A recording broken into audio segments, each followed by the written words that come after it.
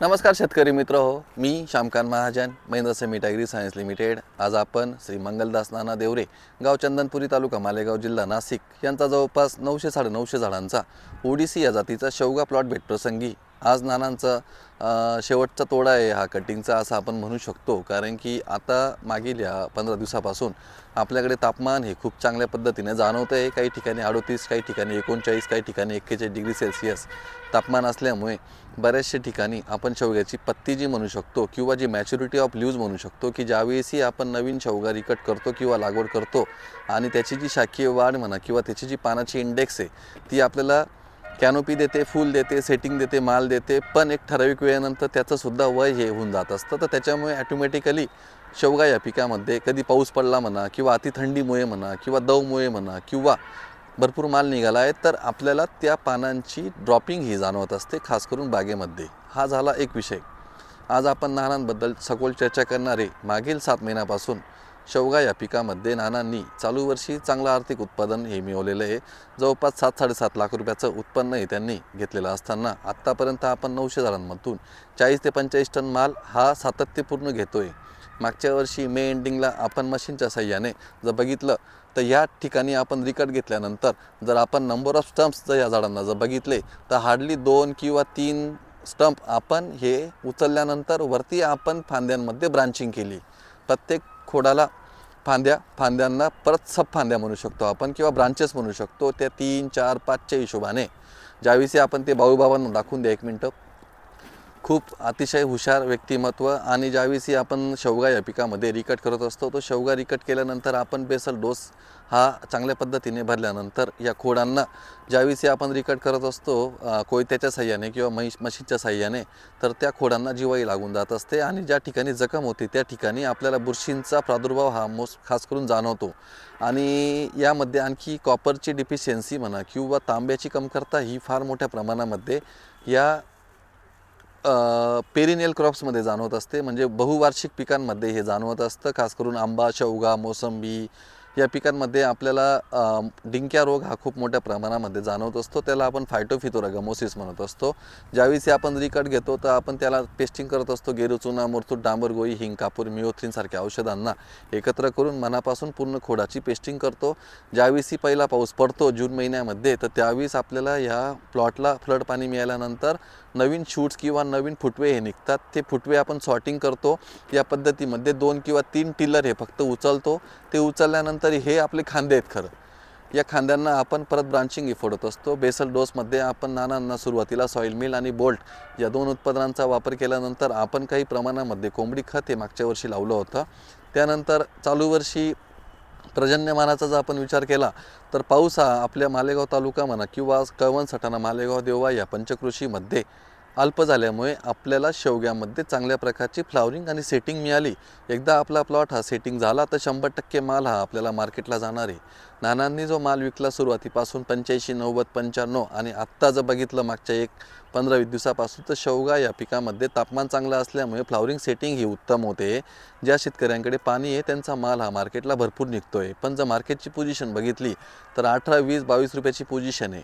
अशा वेळेस आपण जर बघितलं तर मालेगाव तालुक्यामध्ये आपल्या पंचकृषीमध्ये नळडाणा, माधुर्न, सायगाव किंवा चाळीसगाव तालुक्यामध्ये आपण विचार केला तर सिंधी, गणेशपूर, कोळगाव या गावांमध्ये आपण फेब्रुवारीमध्ये 4-4.5 फुटावरती रिकट घेतल्यानंतर त्याची फ्लावरिंग आपण एप्रिलमध्ये काढतो आणि ती सेटिंग मेमध्ये झाल्यानंतर मे एंडिंगला माल हा मार्केटला येतो। तर आपण हाफ सीझनचा माल शेवगा या पिकामध्ये वर्षातून 2दा घेऊ शकतो। एकदा जूनचा रिकट असतो आणि एकदा फेब्रुवारीचा रिकट असतो।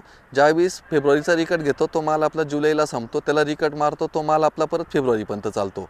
म्हणजे त्यामुळे आपल्याला शेवगासारखं पीक ओडिसी म्हणा, माहीम म्हणा किंवा वसंत माही या ज्या व्हरायटीज आपण मागच्या या 2012-13 पासून महाराष्ट्रामध्ये मोठ्या प्रमाणामध्ये लागवड करीत असताना आपल्याला अतिशय छान प्रकारे आर्थिक उत्पन्न खास करून कोरडवाहू भागामध्ये ज्या ठिकाणी वातावरण उष्ण आणि कोरडं असतं अशा ठिकाणी आपल्याला शेवगा हे पीक हे खूप यशस्वी झालेलं दिसतं।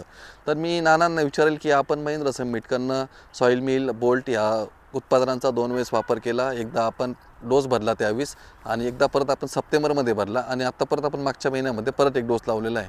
तर आपल्याला काय अनुभव वाटला, चालू वर्षाचं वातावरण आणि उत्पन्नाची हमी काय वाटते?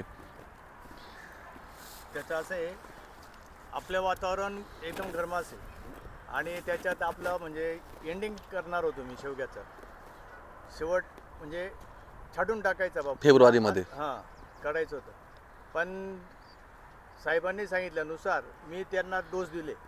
तो डोस दिल्यानंतर एवढं फुल आलं आणि शेंग आली त्यांना, तर ते माझी इच्छाच झाली नाही की आता छाटणी करावी बुवा असं. तर त्यानंतर मी जवळजवळ 1 लाखाचा माल काढला डोस दिल्यानंतर. तर तो आजपर्यंत चालू आहे, म्हणजे आज 3रा महिना चालू आहे डोस दिल्यानंतर. तर आता मी कंटाळलो आणि शेवटी मजुरांना बोलून सर्व शेवगा छाटणी करून टाकायचं आहे, कारण मला आता रिकट पाहिजे म्हटलं. चालू वर्षी भरपूर माल दिला आणि या खोडाला तुमचा आता हा कितवा रिकट असेल?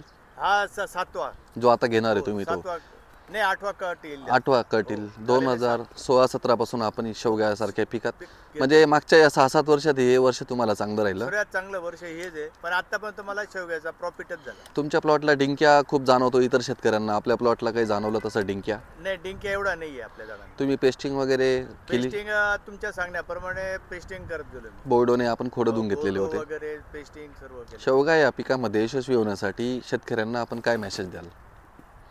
शेवगा चांगला येण्यासाठी महेंद्र समिटचा तुम्ही वापर करून पहा. त्याचा रिझल्ट अति उत्तम आहे, खूपच चांगला आहे म्हटलं तरी चालेल. कारण मी आता फक्त या 6 महिन्यापासूनच महेंद्रचं प्रोडक्ट वापरायला घेतलं. पण त्याच्यानंतर जो माल निघाला, जो सुरुवातीला निघतो तो मला शेवटी मिळाला. आतापर्यंत किती आर्थिक उत्पन्न मिळालं तुम्हाला? जवळजवळ 40-45 टन शेवगा झाला. हां, म्हणजे 7-7.5 पर्यंत तुमचा बसला. 7.5 पर्यंत मी गेलेले. इतर दीड एकरच्या क्षेत्रामध्ये इतर कोणते पीक आहे का जे तुम्हाला एवढे पैसे देऊ शकतात? नाही, मी डाळिंब लावले होते, डाळिंबामध्ये फेल ठरलो. तुमचा जमिनीचा प्रकार कसा आहे? काळा आहे. त्या ठिकाणी दाखवू शकता तुम्ही जमीन कशी आहे. पूर्ण ब्लॅक कॉटन आहे, इथे 15-15 दिवस वापसा येत नसतो. बस बस बस इकडे आणा. बस जमीन दागड काळा कलर.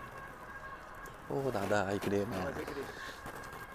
या पद्धतीमध्ये जर आपण तमाम महाराष्ट्रातील बांधवांना मी सूचित करेल की ज्यावेळी आपण शेवगा या पिकाची लागवड करत असतो तर नक्की हे रास अनुकूल पीक आहे हे एकदा लक्षात घ्या. त्यामुळे नक्की राशीला अनुकूल असेल तर शेवगा हे पीक लावावा, या मताचा व्यक्तिमत्व मी आहे. नंबर 2, ज्यावेळी आपण शेवगा लावतो किंवा रिकट करतो तर रिकट केल्यानंतर आपल्याला पेस्टिंग ही खूप गरजेचे आहे. ज्या प्लॉटांना डिंक्याचा प्रादुर्भाव हा मोठ्या प्रमाणात जाणवत असतो त्या ठिकाणी आपण कॉपर सल्फेट, ज्याला आपण मोरचूद म्हणतो, ते आपण एकरी 2 किलोच्या हिशोबाने जर वापरल्यास आणि ड्रिपने सोडल्यास नक्की आपल्याला डिंक्याला रामबाण, म्हणजे ज्याला आपण फायटोफिथोरा गमोसिस म्हणू शकतो, तर 100% रिझल्ट कॉपर सल्फेटचे भेटतात. नंबर 3, खोड हे वॉश करून घ्यावे. नंबर 4, खोडांना ही पेस्टिंग करून घ्यावी. नंबर 5, ज्यावेळी नवीन शाखीय वाढ ही होत असते, पाणी देत असतो किंवा पाऊस पडत असतो रिकट केल्यावरती, तर आपल्याला ब्रांचेस या मेंटेन करायचे आहे. सर्वात महत्त्वाचे म्हणजे शेतकरी या इथे फसतात. शेतकऱ्यांना वाटतं की जेवढे जास्त स्टंप निघतील तितकं जास्त फूल आणि तितकी जास्त सेटिंग, हे कम्प्लिटली चुकीचं आहे. नंबर ऑफ ब्रांचेस तुमचे हे लिमिटेड असायला हवे. ज्यावेळी आपण शूट हे रिकट करत असतो 2, 3, 4 जरी आपण हे टिलर्स किंवा शूट जर ठेवले आणि त्याला आपण जर फुटवा तयार केला किंवा कॅनोपी मॅनेजमेंट जर केलं आणि वेळोवेळी आपण प्रूनिंग घेत राहिलो, कारण की शेंडा पिंचिंग करणे हे खूप गरजेचं आहे.